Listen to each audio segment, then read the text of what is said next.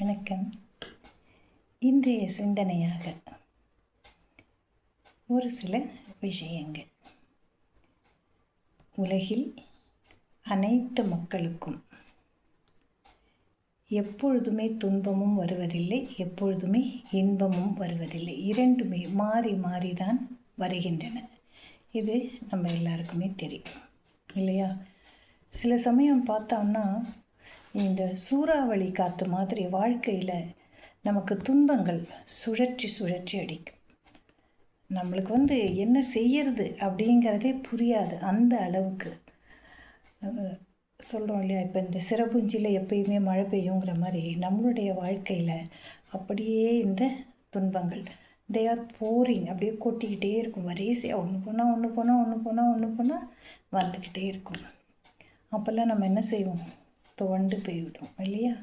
ஆனால் அந்த சமயத்தில் நாம் அனைவரும் மனதை ஒருமைப்படுத்தி சக்தி மிக்கதாக ஆற்றிக்கொள்ளணும். எப்படி?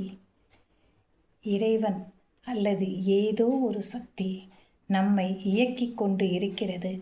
அதனால்தான் நாம் இயங்கிக் கொண்டு இருக்கிறோம்.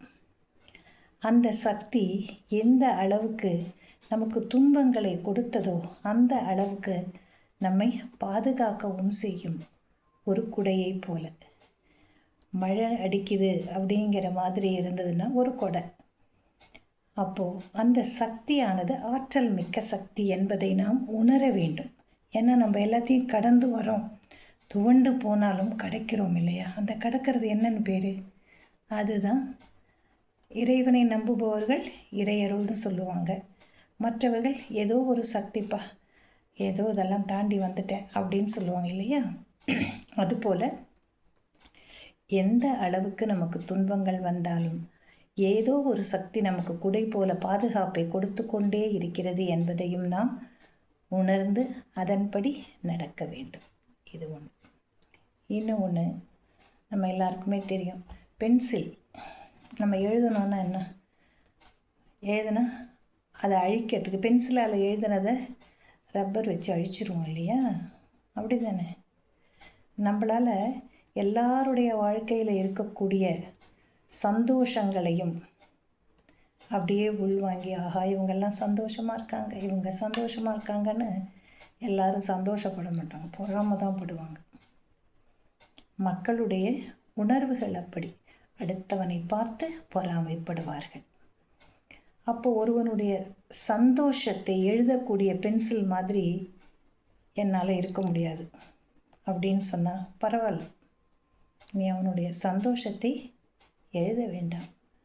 அவனுடைய கஷ்டங்களை அழிப்பதற்குரிய அழிப்பானாக ரப்பர் மாதிரி இரு அப்படின்னு ஒரு பொன்மொழி. அது யார் சொல்லியிருக்காங்கன்னு எனக்கு தெரியல. அதனால் அதை நான் உங்களோடு பகிர்ந்து கொள்கிறேன்.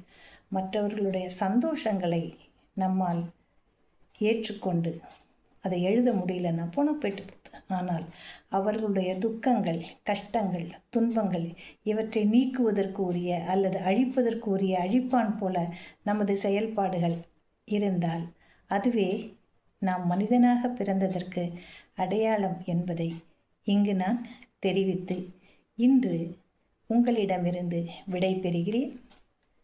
நன்றி.